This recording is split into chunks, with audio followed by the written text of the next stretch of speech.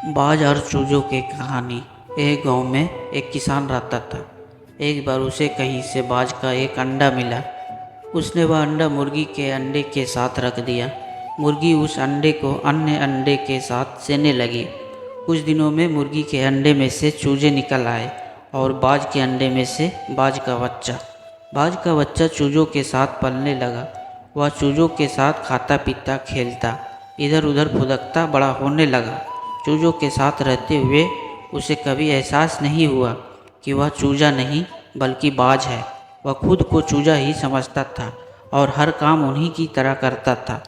जब उड़ने की बारी आई तो अन्य चूजों की देखा देखी वह भी थोड़ी ही ऊंचाई तक उड़ा और फिर वापस ज़मीन पर आ गया।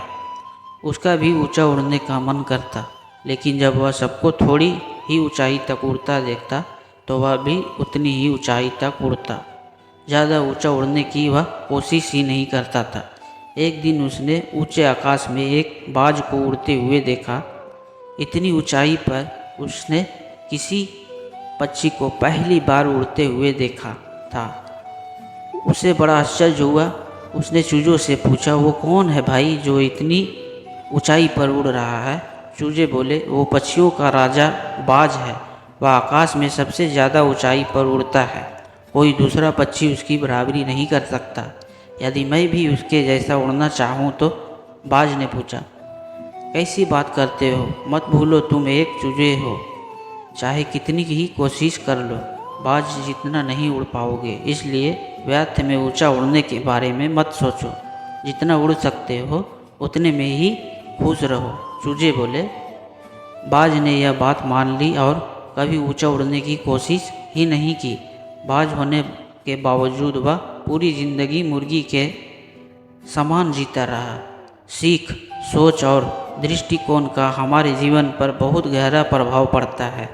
हम सभी क्षमता और संभावनाओं से परिपूर्ण है। चाहे हम कैसी भी परिस्थिति में क्यों ना हो, हमें आवश्यकता है अपनी क्षमता पहचानने की और अपनी सोच तथा दृष्टिकोण को व्यापक बनाने की। हम स्वयं को चूजे समझेंगे तो चूजे ही बने रहेंगे और बाज समझेंगे तो बाज बनेंगे। खुद को मन न समझें, अपनी क्षमता को सीमित ना करें, बाज बने और जीवन में ऊंची उड़ान भरे। तो दोस्तों, ये वीडियो आप लोगों को देखने में कैसी लगी और जानकारी कैसी लगी, हमें कमेंट कर ज़रूर बताएं।